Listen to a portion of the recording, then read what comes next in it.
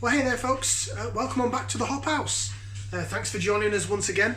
Got my first beer review out of the way, Ossett's Yorkshire Blonde. The video will be up shortly, so check it out, and if it's available near where you live, grab yourself a bottle. Cracking beer. I thought I'd do a quick video now on beer styles. Some beer styles, not all. Now, I don't claim to be a professional in the beer industry or anything like that. I'm just a fan of beer, so I can't really discuss every beer style known to man, because we'd be here till next month and it'd be Christmas and the New Year. So I'm going to run through a couple of the styles that I know about, a bit about, and I quite like. So there's many different styles of beer from all over the world. Different countries also call different beers beer. So one of the bigger beer styles, of course, is lager. Everybody knows what a lager is. The likes of your Fosters, Carling, Budweiser, Coors Light, if you really want to go there. But they're some of the big names in the lager world. Now, a lager is sort of lighter and golden, maybe a bit lighter than golden in colour. It's very fizzy.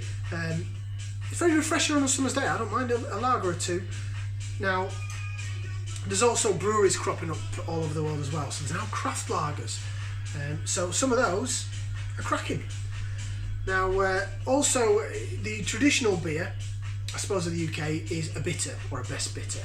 Now that is a bit darker in colour, a bit more sort of ambery, sort of reddy brown, ambery colour, and that does have some slight bitterness to it, but also sweet overtone. So you're thinking of things like your Tetleys, your John Smiths, Banks's Bitter if you're in the Midlands, Courage if you're down south, Badger if you're on the Dorset area, things like that. That's your idea of a best bitter. Now, going a bit darker still, you have what's called a mild. Now, a mild is lower in strength, which is where I believe the name mild came from. Now, it's got a lot darker in colour. It's got a lot more sort of roasted malt, darker. So it's sort of more richer than a bitter, certainly than a lager. But it's still quite, it's pleasant to drink. It's lighter in alcohol content, which means it's not going to knock you sideways if you have one too many. Milds, I guess, are traditionally popular with older people. In this day and age, I'm not going to say it's a dying style of beer, because it is still very popular. And I know that CAMRA, which is the Society for Real Ale, Campaign for Real Ale Society, do have a mild month where they go out and ask people to go to local pubs and try a mild or two.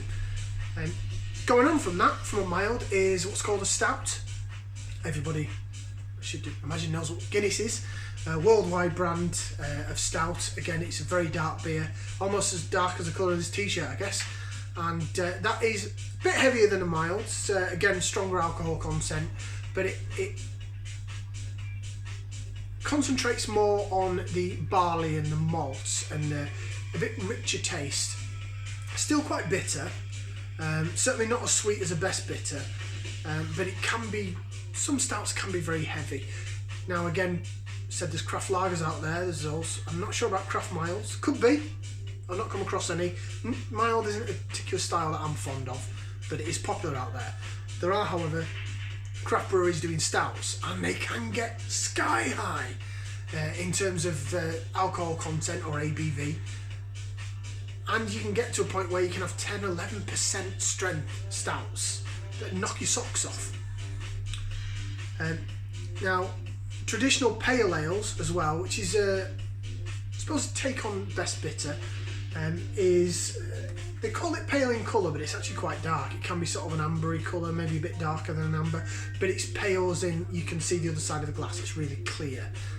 I believe that's where the pale ale came from.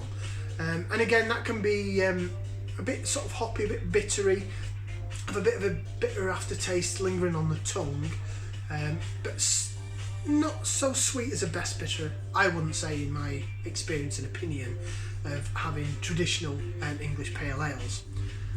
Now, in all these beers, there's 4 main ingredients. Probably should have said that at the start of the video, but there's 4 main ingredients to any beer that you have. It's going to be the water, It's a liquid after all, so the main ingredient of the beer is the water.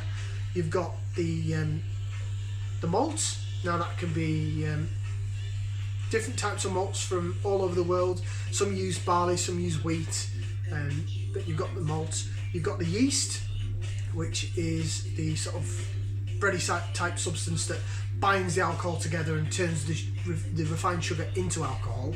And then you've got the hops, and the hops are, for me, the key ingredient. It's what flavours the beer. So it can give the sweet flavours, it can give the bitter flavours, it can give the really sharp, intense flavours. And this channel is named the Hop House after all, and I suppose I consider myself a bit of a hop head in terms of I really love hoppy beers. Now what do I mean in terms of hoppy beers? In terms of more American influenced beers. Now we're talking about ales here, we're not talking about lager, we're talking about American pale ales and American IPAs. Now IPA, we could do a whole other video on what IPA is. IPA stands for India Pale Ale. Now India Pale Ales traditionally were brewed in the UK, and they were sent all the way over to India, to where we had troops in India. And the idea of an IPA is it was hopped to high heaven, so they packed loads and loads of these hops in there, these flavour enhancing ingredients. It upped the strength of the beer, made it a lot stronger than your normal best bitter, but what it did is it kept the flavour inside these barrels while they were being shipped to India. Now we're talking years and years and years ago, probably before there was commercial airlines and things like that, so they had to go on a boat, on a ship, and they had to go from probably the south ports of the UK all the way to India. So they had to be strong, they had to have enough hops in to last. So if anyone was curious, that's where the term India Pale Ale comes from. America got involved and changed the world, or changed the beer world anyway. And so American Pale Ale was, American Pale Ale and American IPA came about. Now, American hops are a lot more pungent, they're a lot more bitter, a lot more sour, a lot more in your face. They make the sides of your tongue curl up.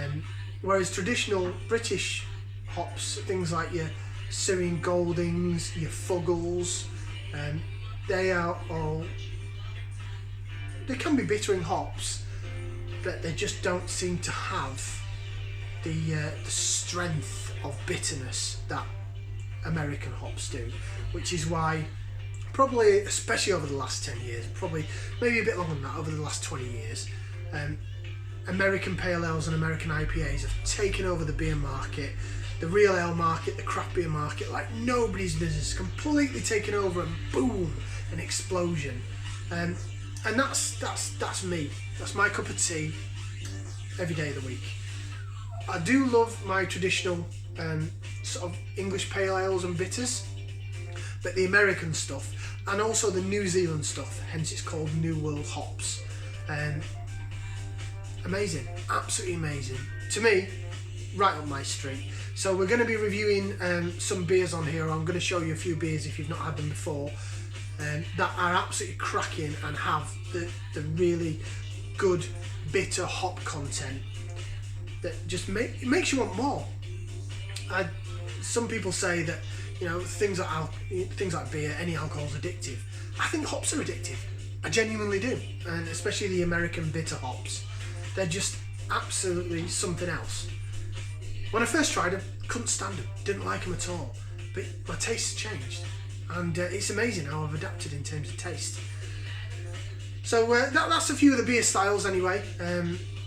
We are probably going to predominantly talk on this channel about IPAs, pale ales, American pale ales, but we'll do a few stouts.